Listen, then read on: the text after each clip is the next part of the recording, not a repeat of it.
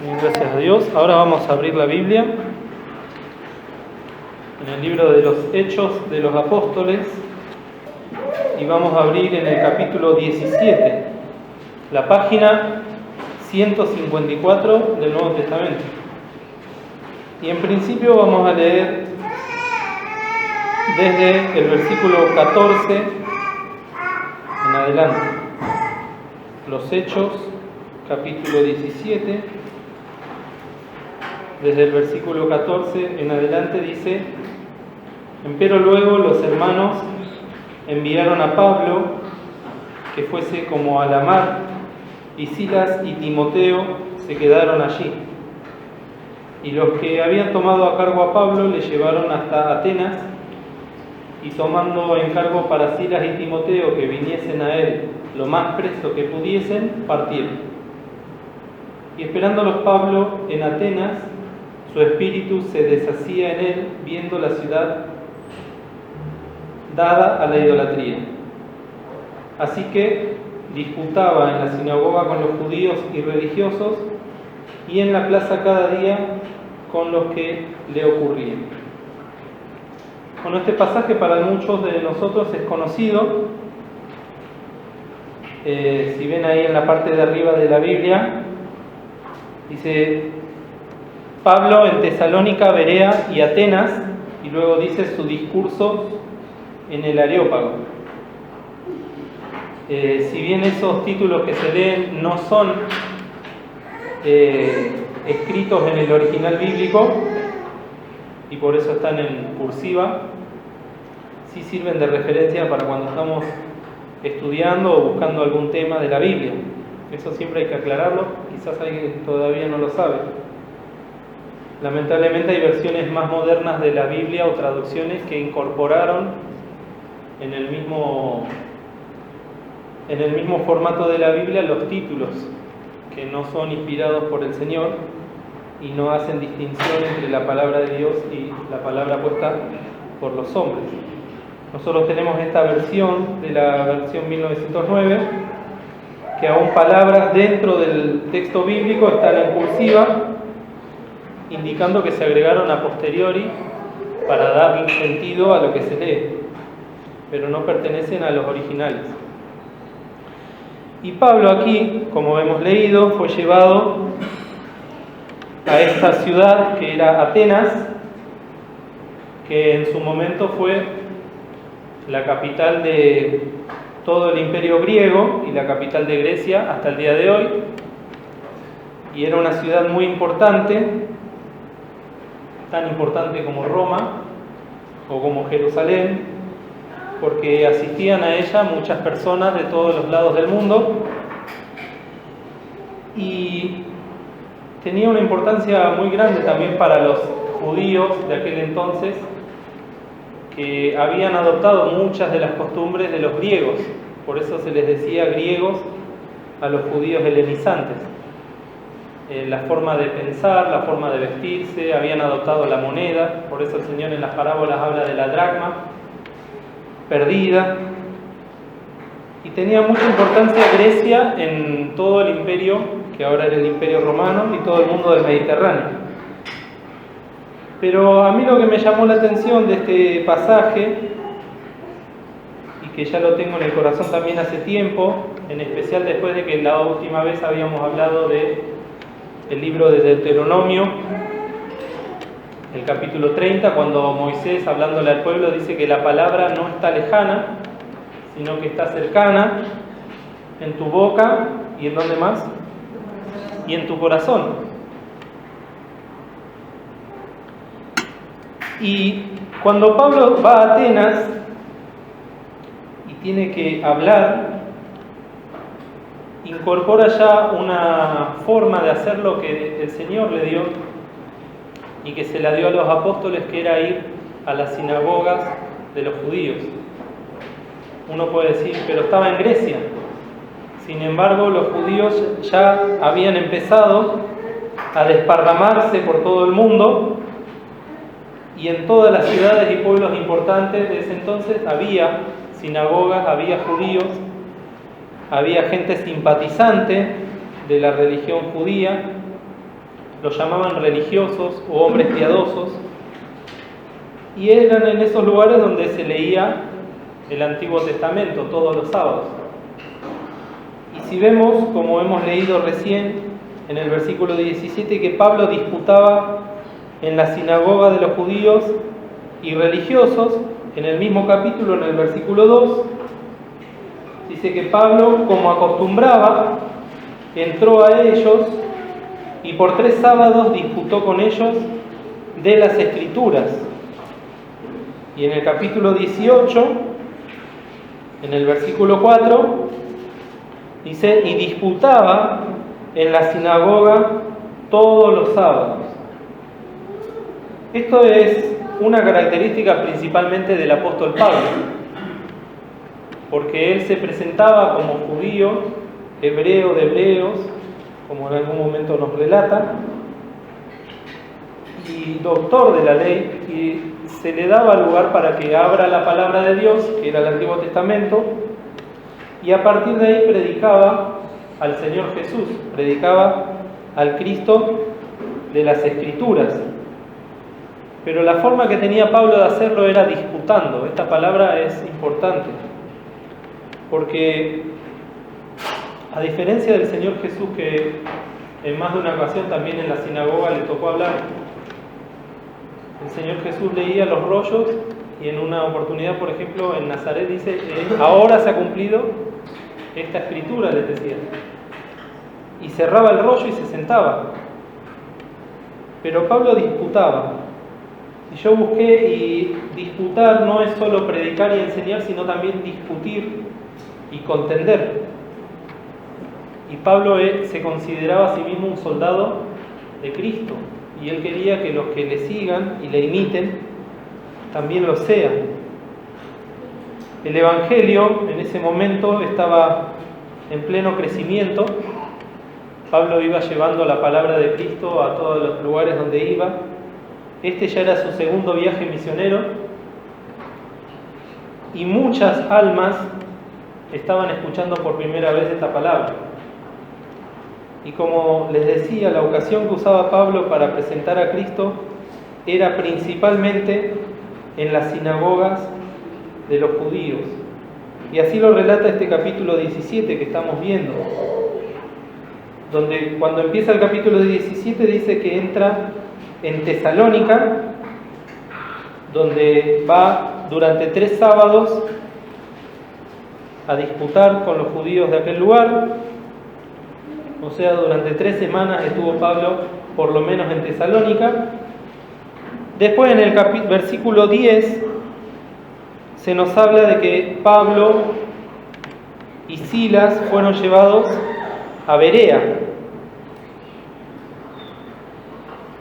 Esto no por gusto o por pretensión de Pablo, sino porque estaban huyendo de Tesalónica.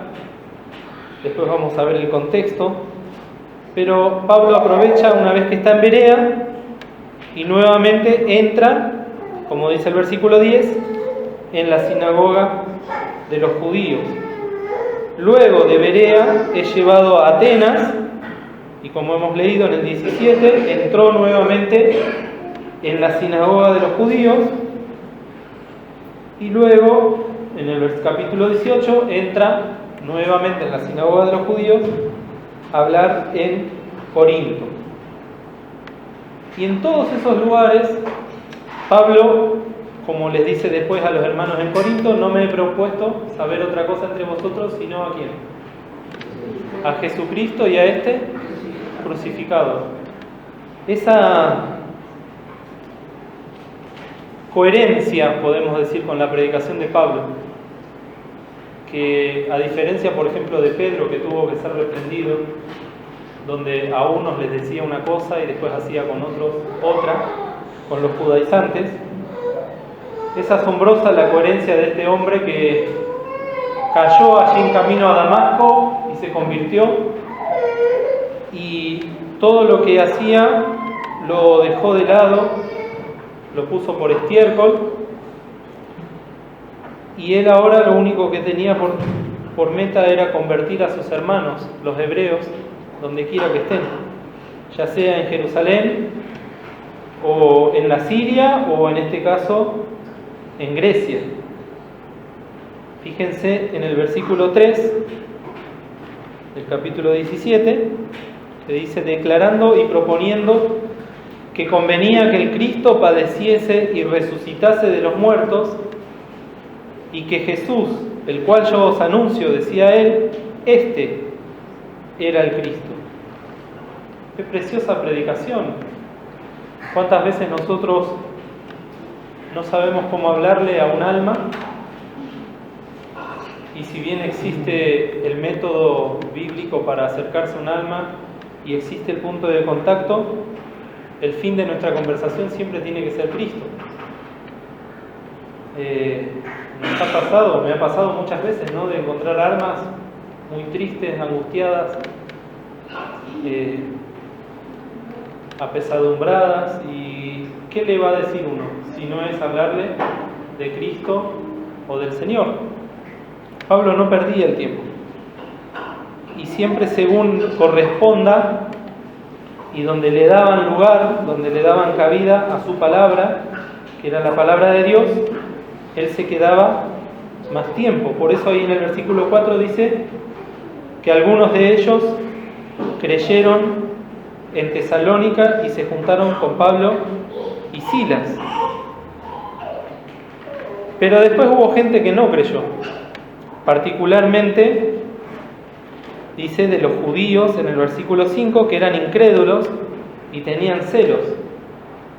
También es algo que se ve ya desde el momento en que el Señor Jesús estuvo obrando aquí en la tierra, ese celo que después Pablo lo define no conforme a ciencia ni a Dios, y que era algo que salía directamente de un corazón pecador, un corazón apartado de Dios, que ellos ya habían instaurado una religión a su conveniencia, a su carne, y no iban a salir de ahí tan fácilmente.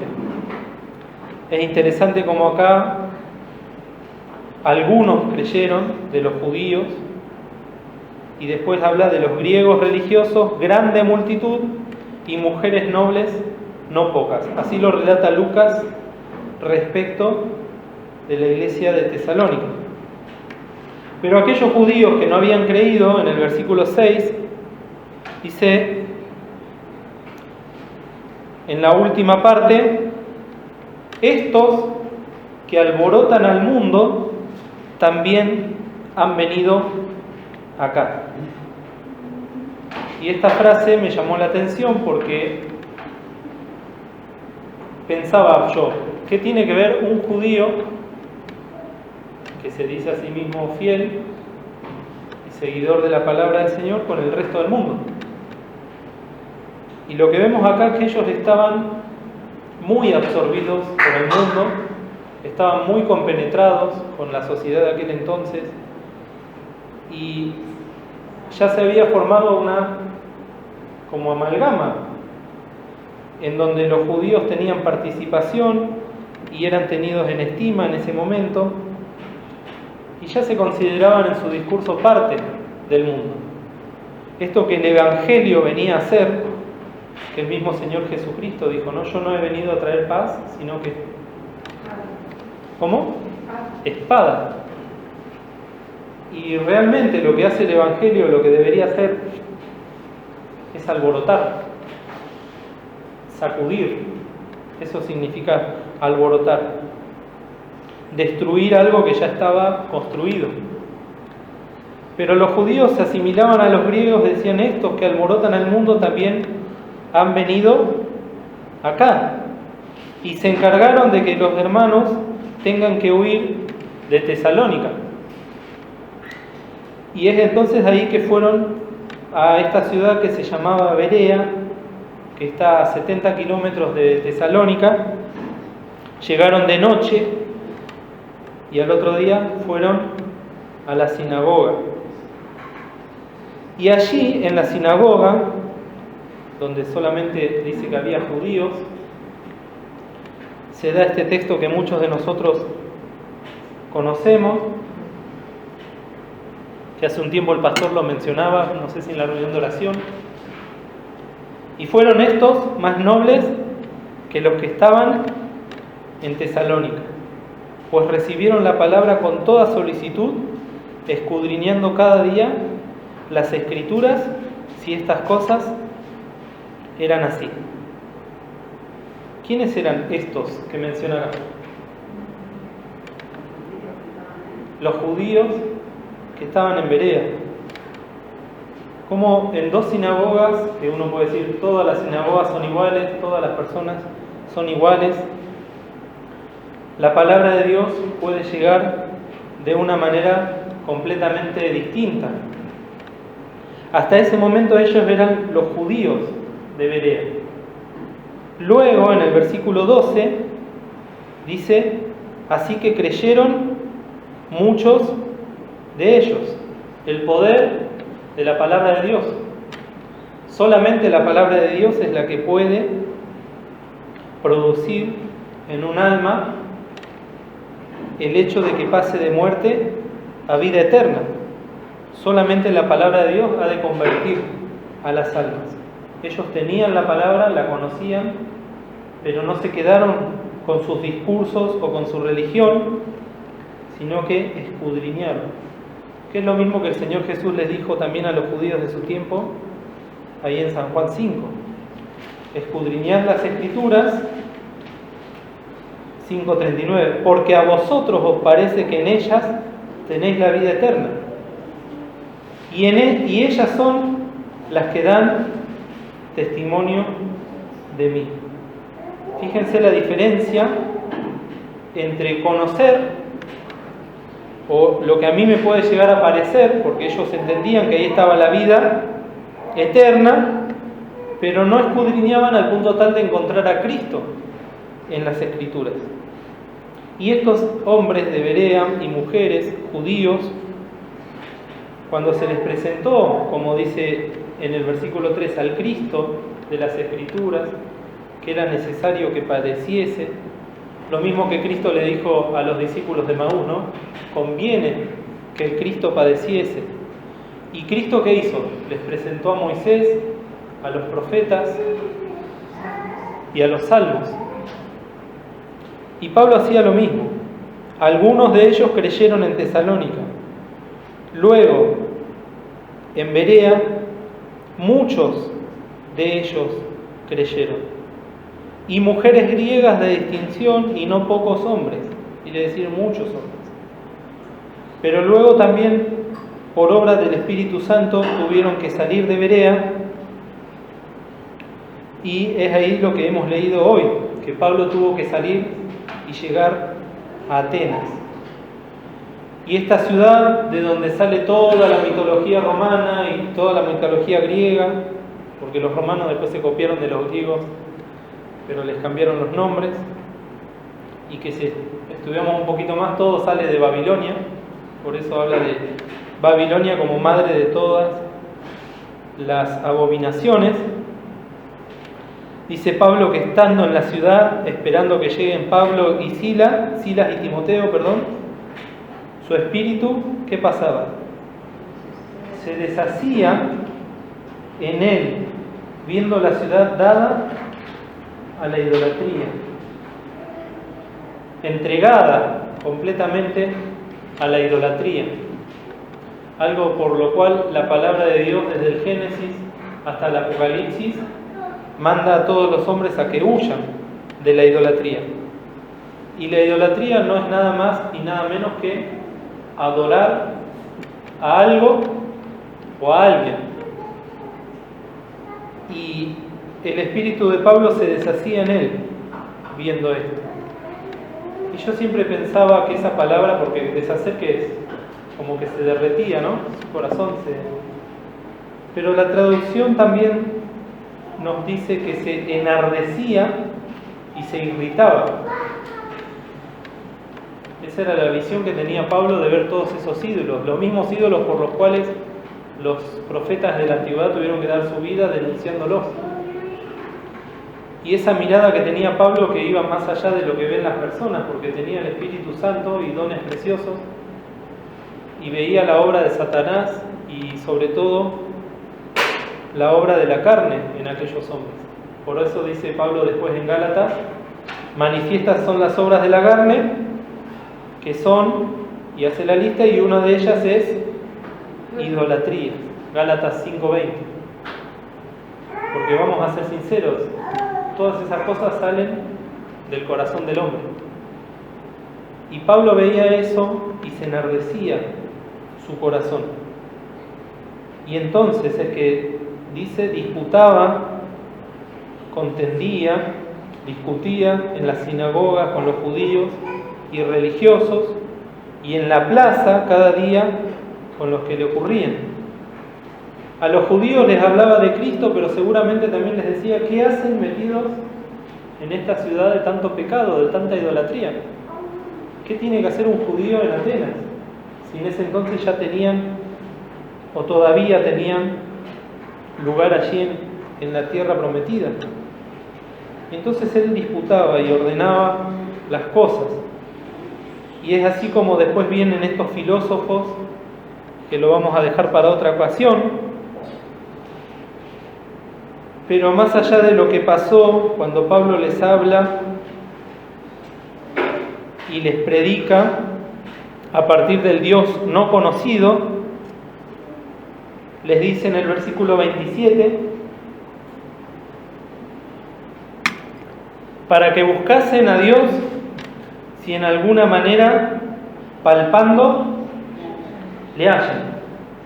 Aunque es cierto, no está lejos de cada uno de nosotros.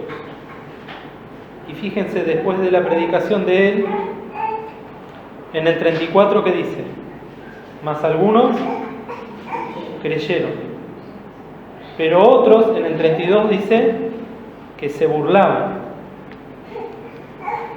El efecto de la palabra de Dios, del cual nosotros no sabemos cuál va a ser. El Señor nos dice, id por todo el mundo, predicad el Evangelio a toda criatura. Nos va a tocar hablarle a gente muy sabia, hay gente muy idólatra, a gente hipócrita o religiosa, como le pasaba a Pablo con los judíos, pero también a gente sincera que estima la palabra de Dios. Nos ha de pasar que tengamos que hablarle a personas que se muestran interesadas en las cosas del Señor, como le pasaba a los de Atenas, pero por el solo hecho de escuchar cosas nuevas, dice, no les interesaba otra cosa que escuchar cosas nuevas, nuevas doctrinas. Por eso le dice, te oiremos acerca de esto otra vez. Y otros creyeron. Uno de los jueces del Areópago también creyó, que se llamaba Dionisio. Y si llevamos todos estos tres lugares, o estas tres ciudades, vimos que hay distintas clases de personas y distintas clases de repertorios para escuchar la palabra de Dios, que la palabra de Dios siempre va a ser la misma, Cristo crucificado, y ha de llevar al alma al arrepentimiento. Fíjense lo que dice el versículo 30 del capítulo 17. Empero Dios, habiendo disimulado los tiempos de esta ignorancia, ahora denuncia a todos los hombres, en todos los lugares, que se arrepientan. Arrepentimiento para con Dios y la fe en el Señor Jesucristo. Ya no importaba si eran griegos, si eran judíos, si eran de Tesalónica, si eran de Berea, si ellos se consideraban buenos o malos. Dios a todos nos prefijó un tiempo en la vida. Y todo ese tiempo Dios está, como dice acá, disimulando o pasando por alto nuestra ignorancia acerca de Cristo. Hasta el momento en que escuchamos de Cristo. Hasta el momento en que sabemos o entendemos, como decía la hermana hoy en la mañana, que somos pecadores, obra de Dios. Él nos abre los ojos. Acá Pablo les decía a los hermanos, a los hombres de Atenas, que buscasen a Dios si en alguna manera, palpando, le hallen. ¿Quién es el que camina palpando? El ciego. Estos atenienses eran ciegos espiritualmente hablando, y no se daban cuenta que lo tenían a Cristo delante. Los judíos lo tuvieron literalmente a Cristo frente a ellos y no lo pudieron ver. La ceguera espiritual, de la cual hoy también se hablaba a la mañana. Dios es el que abre los ojos. Todo lo que pasa antes de que Dios nos abre los ojos está resumido en este versículo 30. Dios disimuló los tiempos de esta ignorancia. El profeta Jeremías decía que es por la misericordia de Dios que no somos consumidos, porque Él renueva su misericordia cada mañana para que nosotros lleguemos a entender esto. Y por último, hermanos, yo quise de alguna manera entender este capítulo 17 con estas 3 ciudades que se mencionan y aplicarlo a mi vida, a mi corazón, donde también hay, si lo hago en la carne, una religiosidad improductiva, infructuosa, donde también puedo llegar a sentirme alborotado por la palabra de Dios y rechazar la palabra de Dios, como pasó en Tesalónica, donde me siento tan arraigado al mundo que me siento parte del mundo, y lo que le molesta al mundo me molesta a mí, cosa de que no tendría que pasar. Siempre se dice, ¿no?, que el mundo no le tiene que marcar la agenda al pueblo de Dios, y es lo que pasa hoy en día, y lo que pasaba en Tesalónica. Estos que alborotan el mundo también han venido acá. Cuando llega la palabra de cruz a mi vida, ¿cómo reacciono con ella? Cuando el Señor me dice que tengo que crucificar la carne con sus afectos y concupiscencias. También puede pasar que me burle, como pasaba con los de atenienses. O déjalo que hable, vamos a ver qué dice, ¿no? Cuando se nos para un hermano delante y decimos qué hace o qué dice, como decían los atenienses, este palabrero. ¿Y cuántas veces somos dados también a la idolatría? No vamos a tener un santuario en nuestra casa, no vamos a prender velas, pero sí podemos ser idólatras. Todo lo que nuestro corazón no se entrega a Dios, se lo estamos entregando al dinero, al trabajo, a la familia, al bienestar. Otra cosa que está muy en boga ahora, ¿no? El bienestar emocional, el bienestar amoroso, el bienestar físico, psíquico. Miren, los epicúreos. Dice, el objetivo de la vida es experimentar emociones placenteras. Su clave era la experiencia, no la verdad. Esos son los que Pablo le tuvo que predicar en Atenas. Parece que ahora el mundo está lleno de epicúreos, ¿no? Lo importante es ser feliz. Lo importante es disfrutar. Y Pablo les predicaba a Cristo y a este crucificado. Pero también puede pasar en mi vida que sea como aquellos judíos de Berea, donde recibimos la palabra con toda solicitud. En principio la recibo, después oro, la escudriño. ¿Será cierto lo que dice el hermano en el púlpito? Vamos a ver lo que dice la Biblia. Y eso va a producir en mi vida que crea, me va a producir la fe. Como el corazón, cuando está predispuesto, o acá dice solícito, el Señor puede obrar. Nosotros somos hijos de Dios, pero podemos ser como los hermanos en Berea. Recibir la palabra solícitamente, aunque duela, aunque nos cause escándalo, escudriñarla con sinceridad y con humildad delante del Señor, y que esa palabra obre en nosotros fe para creerla y para que pueda obrar en nuestras vidas. Pablo les hablaba de la resurrección. En las 3 ciudades habló de lo mismo. Y nosotros ahora en la cena hablamos de Cristo crucificado, pero también esperamos esa resurrección del Señor.